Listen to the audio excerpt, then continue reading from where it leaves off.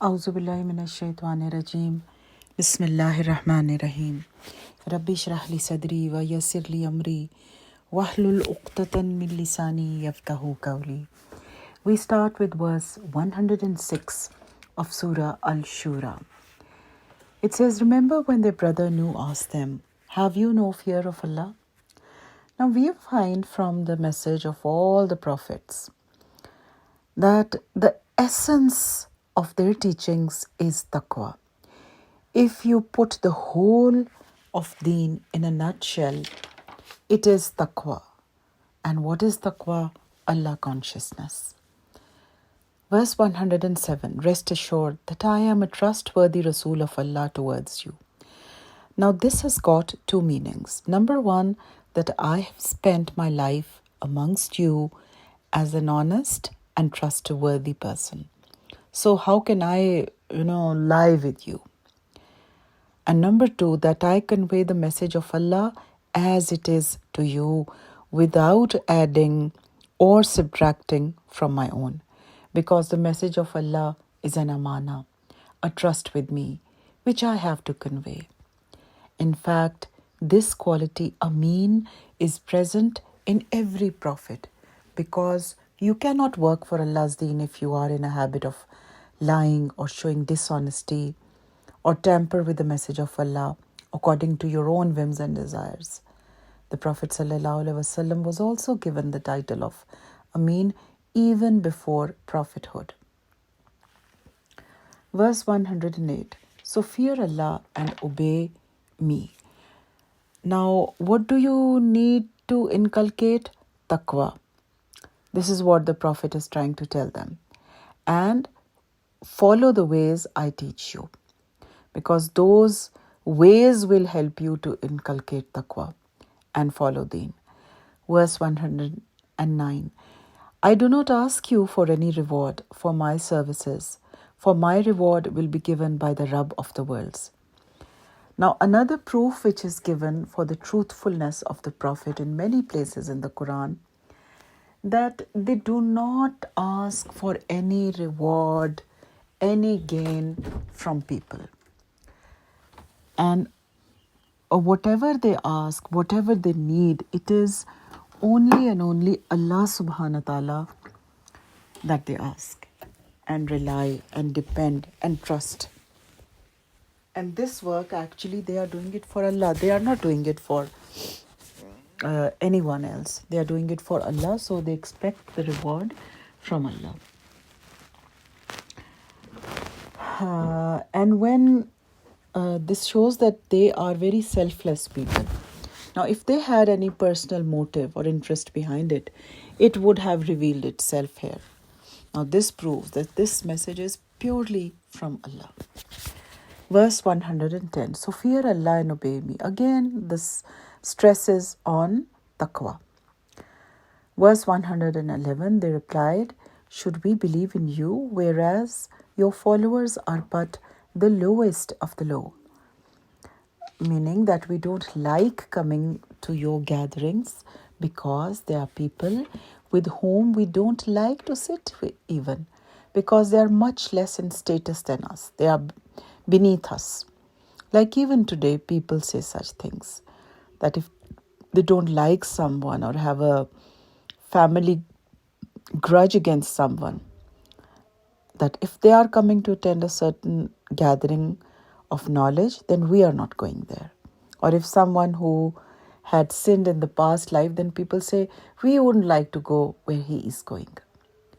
Verse 112, he said, I have no knowledge as to what they have been doing. Now Nuh alayhi salam gives a beautiful answer, which is also a very good tip for those who convey Allah's deen. If they are in such a situation, he means to say that I have no concern and no interest in the fact that to what status or social position anyone belongs to.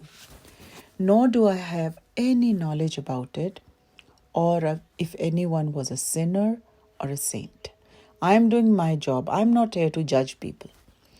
Verse 113. Their account is the concern of my Rabb. if you could use your common sense, meaning that this is Allah's job to deal with the doings of people and not mine. Meaning that I am not appointed as a judge over people. I'm not there to criticize people. I am here to convey the message of Allah. Verse 114, I am not going to drive away any believer. That I am not going to send away someone just because you don't approve of them or you don't like them. Verse 115, I am nothing but a plain warner, meaning that I am assigned with the work of conveying this message of Allah and not carrying out an interrogation that who is who. For example, if we apply this verse on ourselves, for instance, this class, its purpose is the propagation and understanding of the Quran so that we can become better individuals, no matter to what family, what status, what religion, what belief, what character anyone belongs to. Everyone is most welcome and honorable for us because they have come here to value and honor this book of Allah. That's why you have taken out time to come here. Each one of you is special and each one of you is honorable. Verse 116, they said, "Oh no, if you do not stop, you shall be stoned to death." Verse 117, "No, prayed, O my Rabb, my people have denied me."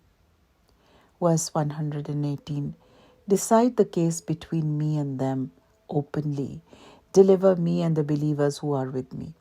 Now, Nuh alayhi salam put the case in Allah's court and invokes him to take a decision, because you see that this work of Allah's deen is not carried due to someone's effort, someone's merit, or someone's own will. This is Allah's own work, and He decides how to get it done, in what ways, by which people, and for what period of time. Verse 119, so we granted his prayer, delivered him and those with him in the laden ark. Verse 120, and drowned the rest in the flood. Verse 121, surely in this story there is a great lesson, but most of these people do not learn a lesson and become believers. Now, what lessons do we get from this story? I think the most important lesson is that arrogance and contempt for others, assuming yourself to be superior and others inferior, is the biggest hindrance in the acceptance of truth. Then Allah subhanahu wa ta'ala smites such people with his wrath and delivers those whom they think to be inferior to teach them a lesson. Verse 122, surely your Rabb is the one who is the mighty as well as the merciful, just as we saw in the story that he was mighty for the arrogant and merciful to the believers. Verse 123, the people of Ad too disbelieved their Rasul. Verse 124, remember when their brother Hud asked them, have you no fear of Allah? Now this shows that all these prophets were sent to the believing nations of their time. Otherwise, he would have said that, don't you believe in Allah? Now these nations, though believed, but they disobeyed Allah. This is like your actions confirm your belief, and their actions didn't confirm their belief. Verse 125, rest assured that I am a trustworthy Rasul of Allah towards you. Verse 126, so fear Allah and obey me. Verse 127, I do not ask you any reward for my services, for my reward will be given by the Rabb of the worlds. Verse 128, are you erecting a monument on every high place for fun, that you are wasting so much money and time and energy on building monuments just to satisfy your aesthetic sense, whereas there are people who do not have a house to live, and this nation was fond of building such monuments.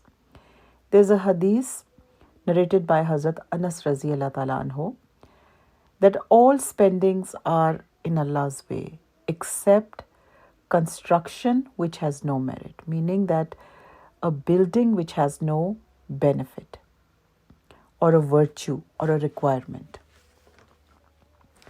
Verse 129, are you building strong fortresses as if you are going to live here forever?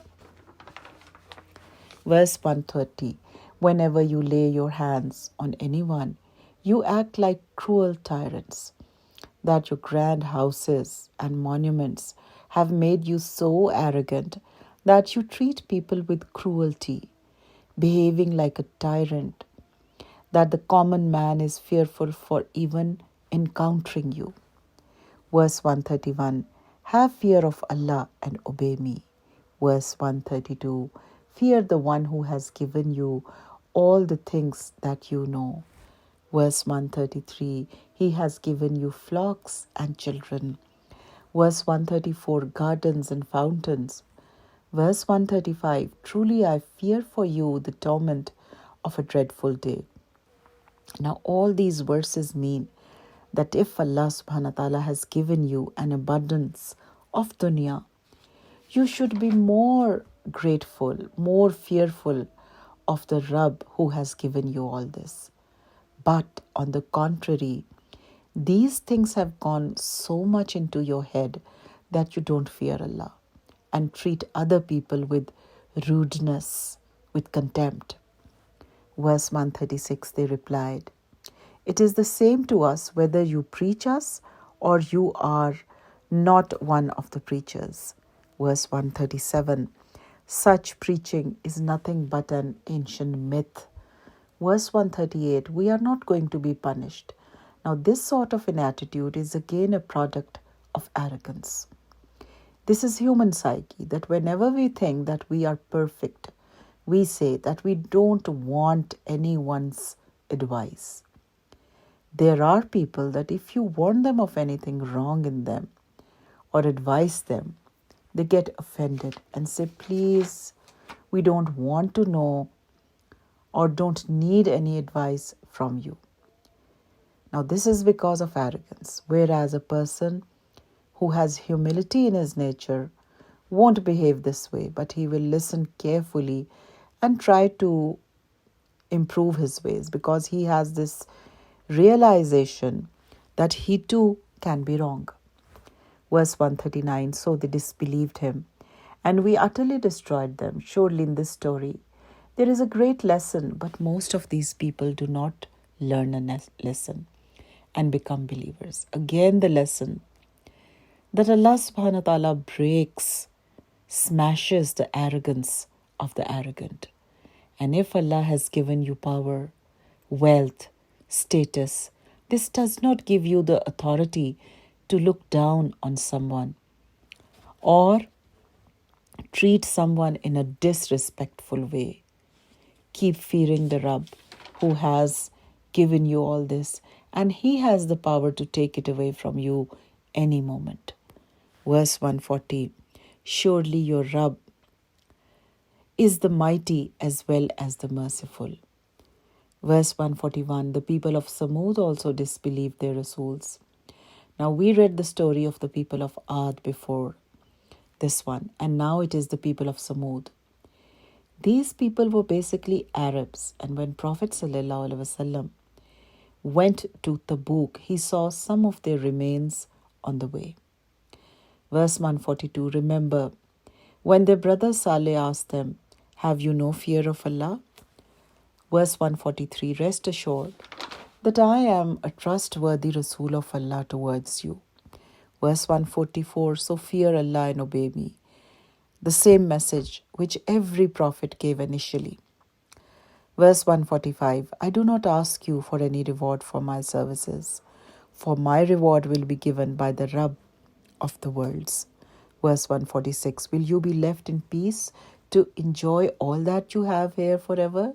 Meaning that, do you consider that your life of indulgence and pleasure is everlasting and you will never be asked to account for Allah's favors to you, for your own misdeeds?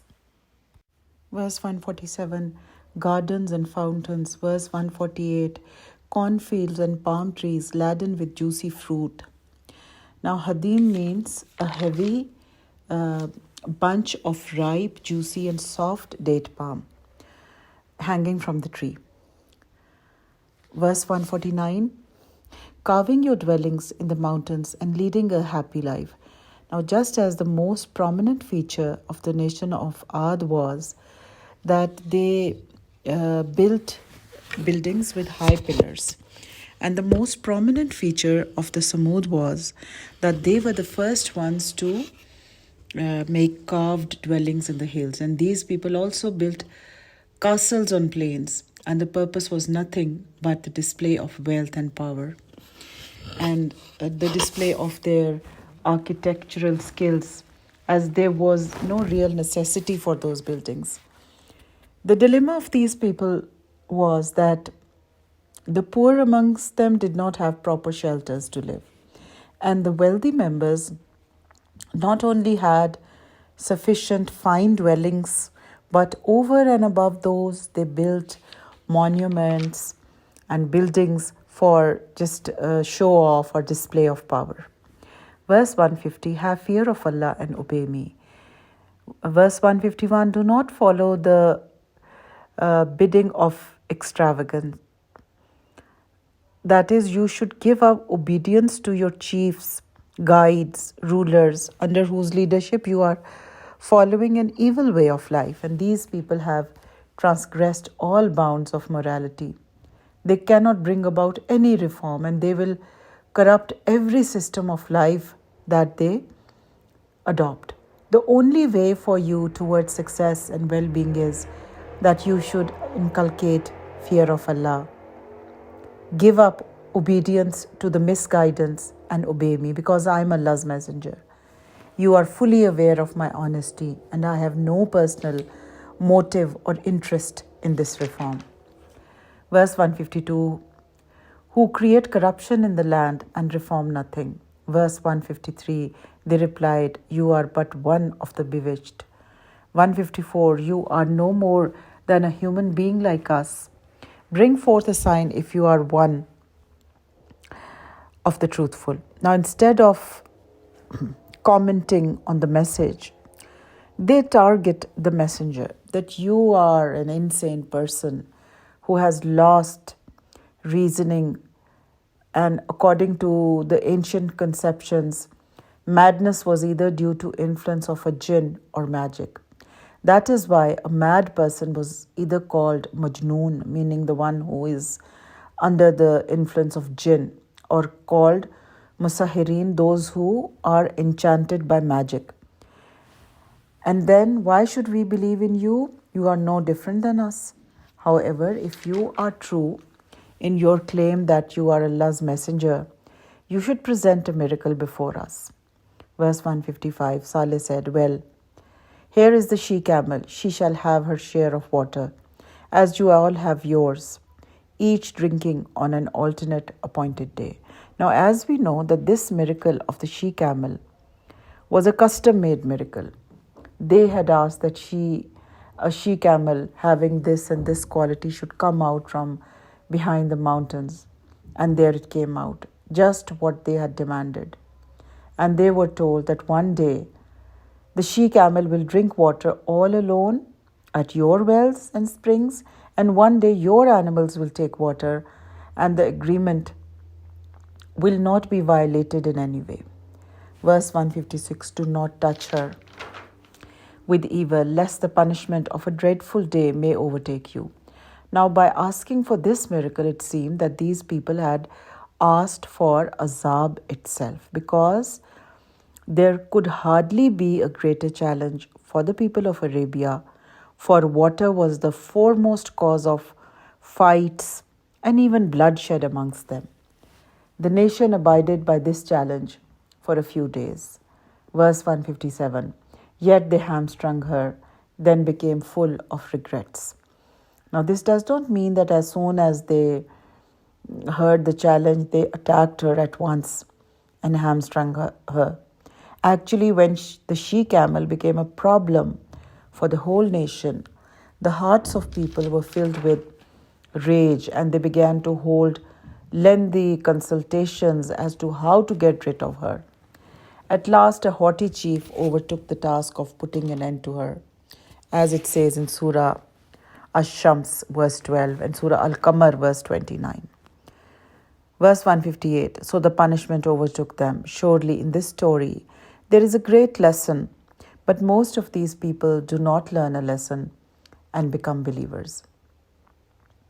As stated at other places in the Quran, when the she-camel was killed, Saleh alayhi salam declared that you have only 3 more days to enjoy yourselves in your houses.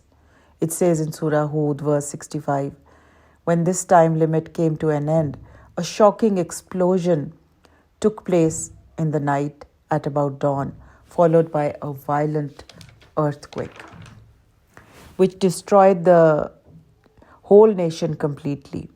In the morning, their dead bodies lay scattered here and there, like any pieces of bush trampled down by animals. The basic lesson is that their stony castles, nor their carved rocks, could protect them against this calamity if they disobeyed Allah. And this was a lesson for the people of Makkah as well, that they too, like these people, kept on asking for signs and miracles. And here they are shown that it is Allah's way that if you ask for signs and still not believe, then azab is sure to come. This azab of the people of Saleh alayhi salam has been mentioned in Surah Al-Qamar, verse 31, Surah Al-Araf, verse 38, Surah Al-Hijr, verse 83 and 84.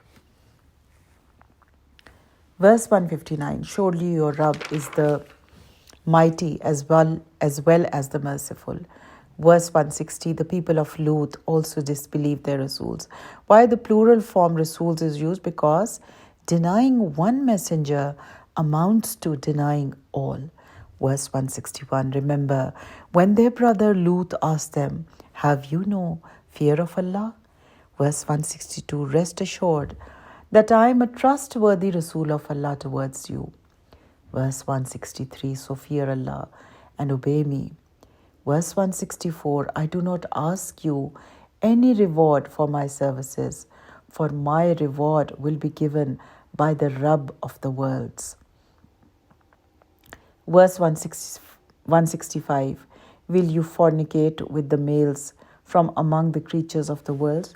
Now this verse has been given 2 meanings. Number 1, that out of all the creatures you have chosen males only for the purpose of gratifying your sex desires, whereas there are plenty of women in the world whom you could marry.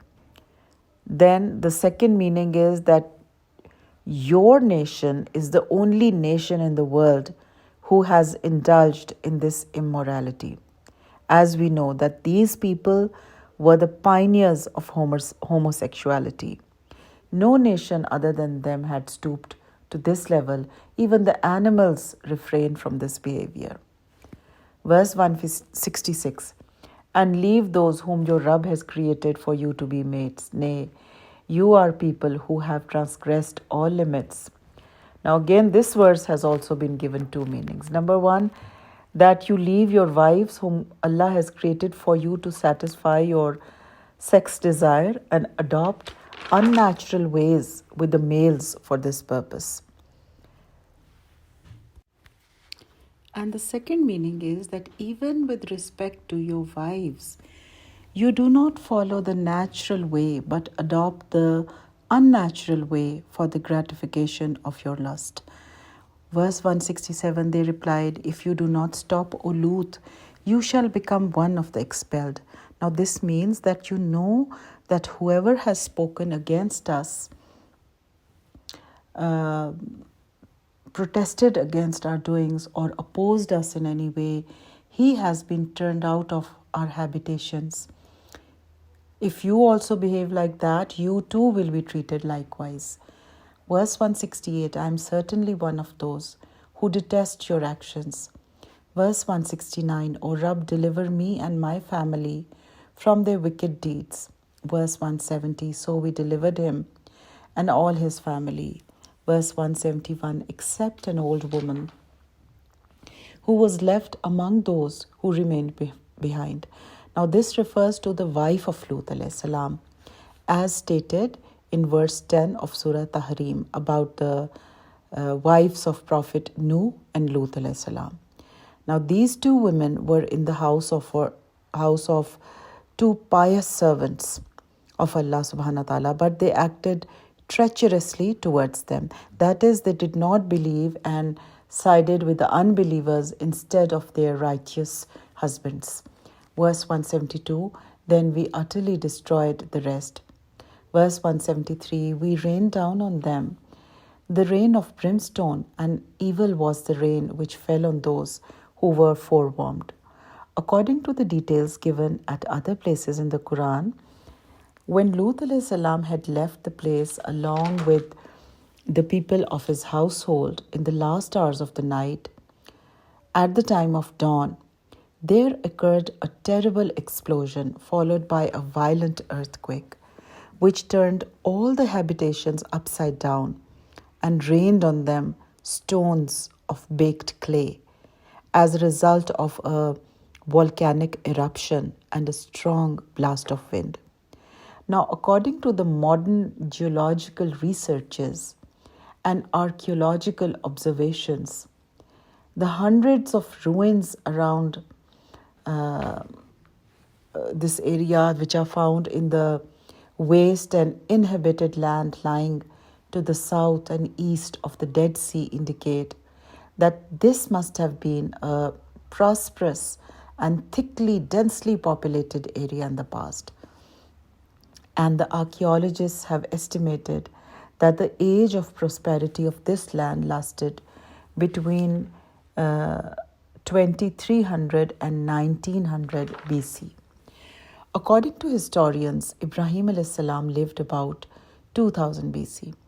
Thus, the archaeological evidence confirms that this land was destroyed in the time of Ibrahim alayhi salam and his nephew Lut.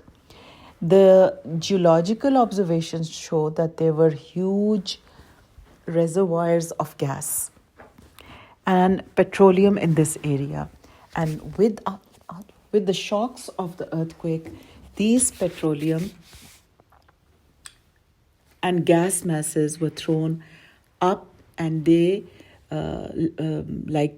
blasted the whole region, and it exploded like a bomb.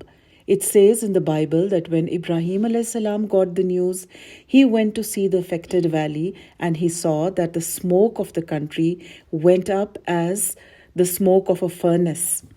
Verse 174, surely in this story there's a great lesson, but most of these people do not learn a lesson and become believers. Now, the most important lesson from this story is that Allah subhanahu wa ta'ala detests so much this immoral act that he gave the worst of punishment to the people who practiced it. That is why the Muslim jurists have suggested the worst of punishments for the homosexuals, that is, burning the criminal alive till death or pushing him down from a very high building or a mountain. Verse 175, surely your Rabb is the one who is the mighty as well as the merciful.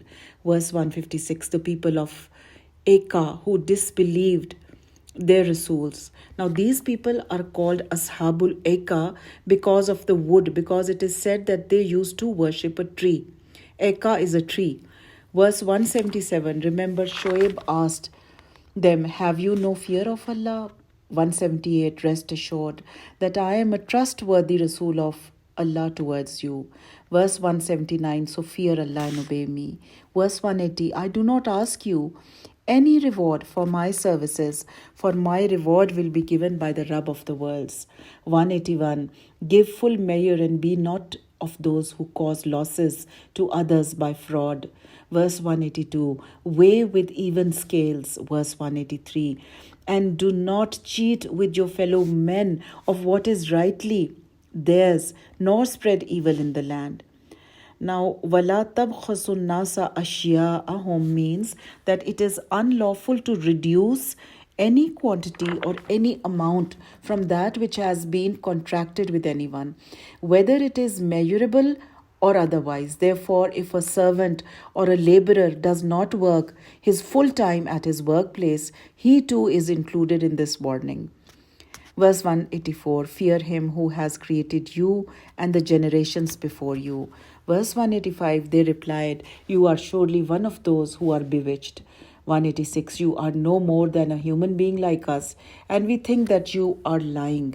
187, let a fragment fall out of the sky on us if you are telling the truth. In other words, they are saying that bring azab from the sky on us if you are truthful. 188, Shoaib said, my Rabb has full knowledge of all your actions, meaning that when to bring azab, in what form, is totally my Rabb's decision, and I have no power and no say in it. Wa akhiru dawana anil hamdulillahi rabbil alameen.